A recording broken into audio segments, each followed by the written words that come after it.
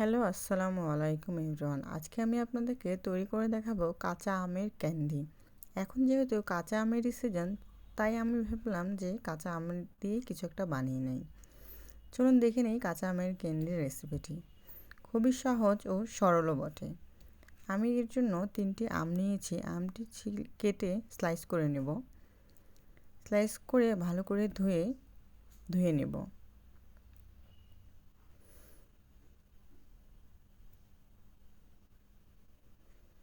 তারপর এটাকে একটু সিদ্ধ করে নেব। এটাকে বেশিক্ষণ সিদ্ধ করব না, হালকা সিদ্ধ করে নেব।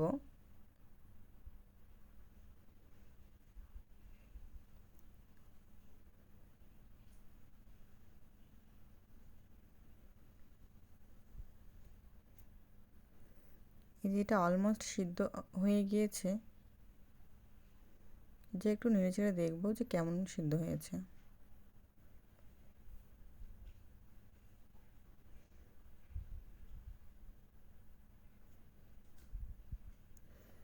খুবই সহজ একটি রেসিপি, আপনারা চাইলে খুব দ্রুত বাসায় বানিয়ে নিতে পারেন।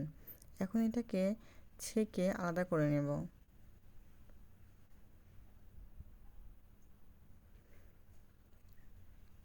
এই সিদ্ধ আমগুলো এখন আমি ব্লেন্ডারে ব্লেন্ড করে নেব।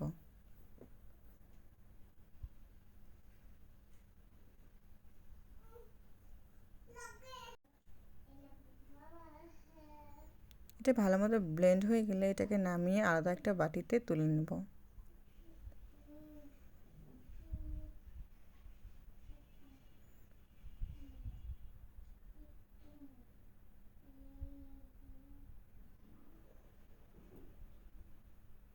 তারপর এটাতে 1 কাপ চিনি মিক্স করে নেব। আপনারা আপনাদের পরিমাণ মতো চিনি নিতে পারেন, কিন্তু 3টা আমের জন্য 1 কাপ চিনি দিয়ে হয়ে যাবে। তারপর এটা চুলার আঁচে জাল দিয়ে নেব। আমি একটু কালার অ্যাড করেছি আর একটু লবণ দিয়েছি।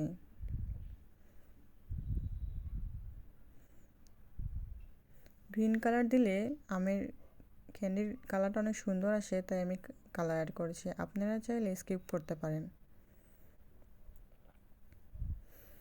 এটা পানি শুকিয়ে যাওয়া পর্যন্ত জাল দিয়ে নিব।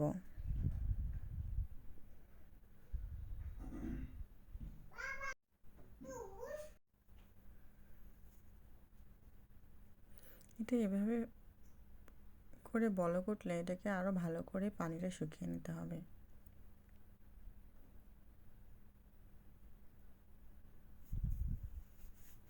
এটা অনবরত নাড়তে হবে, না হলে লেগে যাবে। এটা এরকম পানি শুকিয়ে গেলে এটা উঠিয়ে নিতে হবে।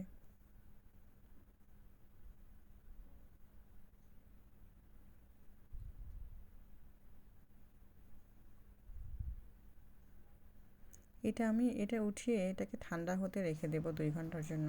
আপনারা চাইলে রোদেও শুকাতে পারেন। এখন এরকম ছোটো ছোটো করে বল করে নেব, চকলেট সাইজে বল করে নেব।